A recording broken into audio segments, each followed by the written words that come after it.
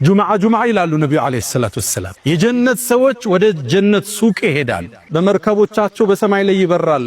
እዛም ያርፉና የፈለጉትን ይዘው ወደ ግዛታቸው የሚመለሱበት ከነቢያት ጋር ይገናኛሉ። የጀነት ንፋስ ትመጣለች፣ ሚስክር ምናምንም ትረጫቸዋለች ላያቸው ላይ። ወደ ቤታቸው ሲመለሱ ዕቃቸውን ይዘው ፊታቸው አምሯል፣ በርቷል። ሚስቶቻቸው ይሏቸዋል ከኛ ከተለያችሁ በኋላ ምንድነው ውበት ጨመራችሁ ይሏቸዋል። ባሎችም ለሚስቶቻቸው ይላሉ እናንተስ እንዲህ ነው እንዴት ተናችሁ ሄድነው ውበት ጨመራችሁ ሳይባባላል።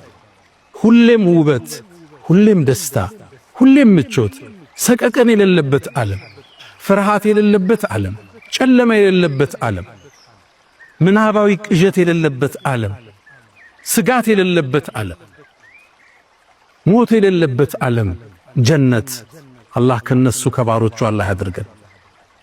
እቺ ጀነት የተለያየ ደረጃ አላት ይላሉ ነብዩ አለይሂ ሰላቱ ወሰለም። ዝቅተኛው የምድርን 10 እጥፍ ግዛት የሚሰጠው። ይህን ጥያቄ የጠየቁት ነቢዩላህ ሙሳ አለይሂ ሰላም ናቸው። አላህን ጠየቁ፣ አላህ ወይ እስኪ የጀነትን ዝቅተኛውን ደረጃ ንገረኝ አሉ።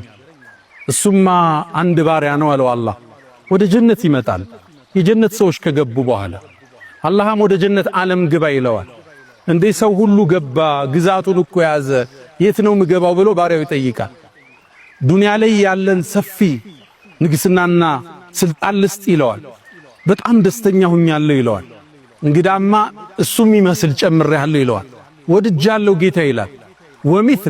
ወሚስለሁ 5 ጊዜ እጥፍ ሲለው ረዲት ጌታዬ ደስተኛ ነኝ ይለዋል።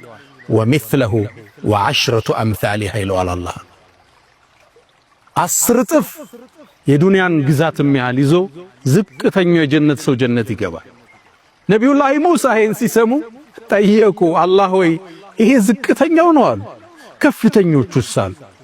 እነሱም አለ አላህ ኡላኢከ አለዚነ አረድት እኔማ እኔ የመረጥኳቸው ናቸው። ጀነትን በእጄ የሠራውላቸው ወኸተምቱ ዐለይሃ ያተምኩበትን የነሱ ግዛት ማላ ዐይኑን ረአት አይን አይታው ማታቅ ጆሮ ሰምታው ማታቅ በልቦናው ልብ ያላለ ነው ይባላል። አላህ የጀነት ሰዎች ያድርግ። ታዲያ የጀነት ሰዎች በተለያየ ደረጃ ይገባሉ። እንደ ስራችን እንለያያለን። የመጨረሻውን ፊርደውስ ይገባሉ። ዝቅ ያለ ደረጃቸው ይወርዳል የጀነቱ። ታዲያ ይላሉ ነብዩ አለይሂ ሰላቱ ወሰለም አንዳንዱ አባት ጥሩ ይሆንና ልጁ ስራው ዝቅተኛ ሊሆን ይችላል። ወይም ልጅ ጥሩ ይሆንና የአባት ስራ ዝቅ ሊል ይችላል። አላህ አሉ የላይኞችን ጀነት ሰዎች ደስታ ለመሙላት የስረኞችን ወደ ላይኛው ይወስዳቸዋል። ምን የላይን ወደ ታች አታወርድም። የጀነትን ክብር አይመጥን።